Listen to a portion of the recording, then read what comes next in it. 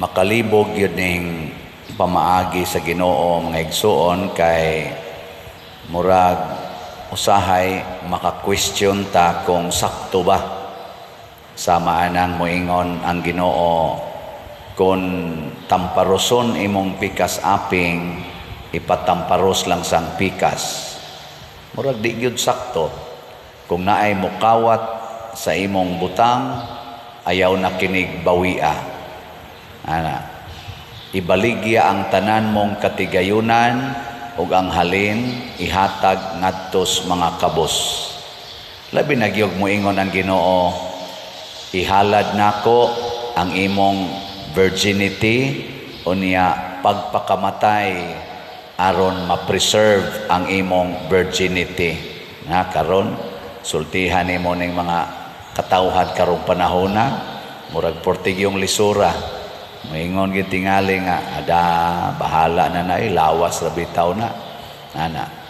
Pero si Santa Lucia kay iya namang gihalad ang iyang kaugalingon ngadtos Ginoo, ang iyang gibuhat, iyang gustong taguan nga naay maibog niya. Nya kay di man gyud kalikayan, naibgan man gyud ni siya, batan-on pa siya, nya ang iya sang ginikanan, okay ra man sag ipakasal siya. Nya ang usa gyud maibgan kunos mga lalaki sa una kanimang iyang mata kay nindot ganay siyag mata. Na kami mga laki mata maginayon ang tanawon. Pero lain-lain gining kaibgan sa mata kay na ako'y suod nga Chinese sa una. Nanggikan gyud sa China ba? Ganing seminarista. Kita siya og babae nga naa sa office sa among department dito sa UST nga linginog mata ba niya. Kanatong tawagon kog dakog mata. Pagkaibuga gid sa Chinese siya, I like her. She has a very big eyes. Nya kita magsige tag-ana sa tong mata kay para nindot mura tag Chinese. So depende ra na, pero nindot gyud ni siyag mata. Nya kay lagi naibog gyud sa iyang mata ang mga laki. Gibuhat ni Santa Lucia iyang gilugit ang iyang mata. Ang iyang mata iyang gilugit. Lingi ay mong tupad na nindot kog mata. Nya og nindot gani kag mata siya, nindot kag mata. Lugita dayon. Mo na nga nahimo ni siyang dangpanan sa dunay sakit sa mata. Ang mga santos kun unsay ilang kasakit mao ang naghatag og kaayuhan nato.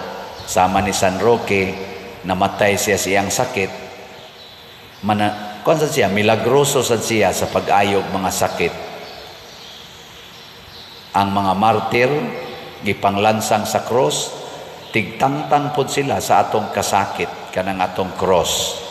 Pasabot di ay, matod pa diri sa Ebanghelyo, mitugtog mi o huni nga kasal, wa mo mosayaw, nitugtog mi og huni sa paglubong, wa mo hilak.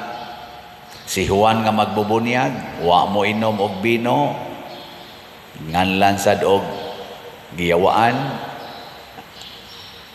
Ang ato sang Ginoo pag-anhi dinhi ni inom, giingnan sa kauban sa mga makasasala. Pero matod pa ni Kristo, apan ang kaalam sa Dios milutaw nga tinuod diha sa mga nabuhat niini. Muna sa atong unang pagbasa, sulat ni propeta basahon ni propeta Isaías, ningon yun ang Ginoo, ako ang inyong Ginoong Dios, nagtudlo kaninyo sa makaayo kaninyo ug nagtultol kaninyo sa dalan nga angay ninyong laktan.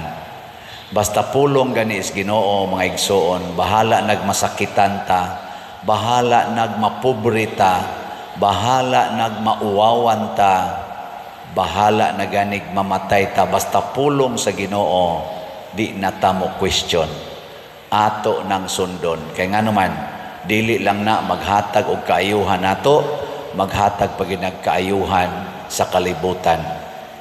Pero pulong gani sa tao, bisag unsa pa na kagamhanan nga tao, bisag presidente panas nasod or usa na siya kahari, usa ka pari, usa ka obispo, usa ka santo papa, bisan pag unsa na iyang pulong, bisan pag musaad na nga makalipay nato, makahatag nato kaayuhan, makapadato nato, makapasikat nato, ato ng questionon.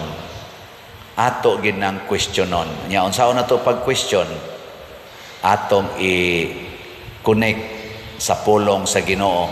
Dili gani masumpay sa pulong sa Ginoo, i-reject gina nato. Bahala nag masakitan ta. Sama anang muingon ang imong leader, pirmahi lang ni kay kitay magbahin ani. Minilyon ni, binilyon ni, kitawag na nato og graft and corruption.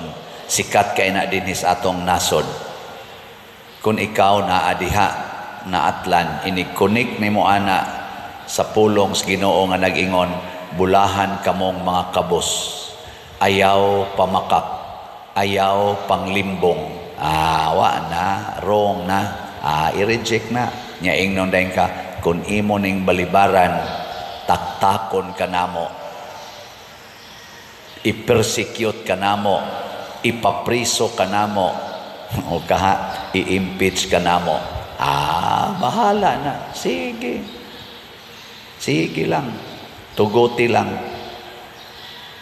Matod pa sa atong tubag sa Salmo, ang nagsunod kanimo Ginoo, nagbaton sa kahayag sa kinabuhi. Unsa man ang kahayag sa kinabuhi? Kamatuoran, kalinaw, kalipay. Kay kung ang imong palibot hayag, malinawon ka, unya relax ka.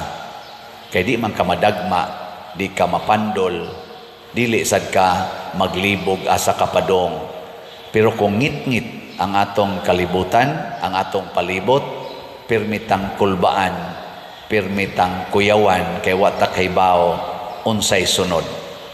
No na, hinaot unta, maliwat kita sa mga santos, labi na ni Santa Lucia, labi na ni San Pedro Calungsod, San Lorenzo Ruiz, pulos gini mga martyrs, o bisan gani ang ato dinhing patron si San Vicente Ferrer. Kini bitaw ang atong gibuhat karon nga sige tagtabang aning mga tao nga way balay pinaagi sa atong slots nga CTUMM. Kahayag biya gini. Kana bang makakita ta unsay kahintang sa atong silingan, unsay kahintang sa atong isigkatawo.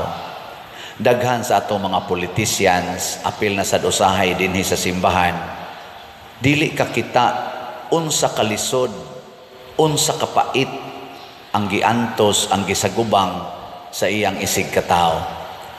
Daghan sa atong mga politicians, usahay kami sang dinhi sa simbahan, nga sige lang yung pahayahay sa kaugalingon, siging patuyang tagbaw sa kaugalingon, samtang ang uban in town dias palibot, hapit way gikaon, hapit way ikapalit og tambal, bisag biogesic na lagniusip. Inana, ngilingay imong tupad, ing na nakakita kas imong kabos na silingan, na sa may imong gibuhat, palit na lagslat.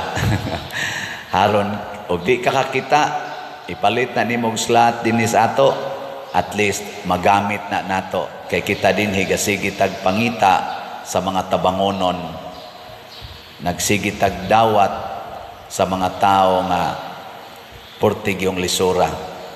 Ginagmay raning ato.